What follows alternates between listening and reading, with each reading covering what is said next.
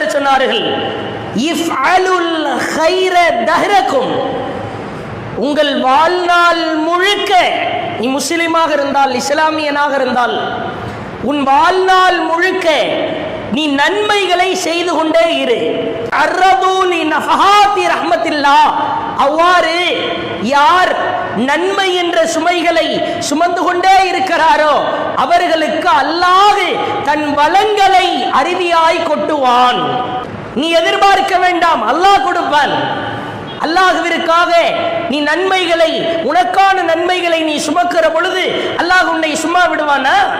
சொல்லிவிட்டு அல்லாஹ்வுடைய தூதர் அடுத்து சொன்னார்கள், ஃபஇன்னல்லாஹ, அல்லாஹ் நஃபஹாத்தின் மிர் ரஹ்மத்திஹி யுஸீபு பிஹா மை யஷாஉ, நன்மையின் சுமைகளை யார் சுமக்கிறாரோ அவர்களை தேர்ந்தெடுத்து அல்லாஹ் அருளை வழங்குவான்.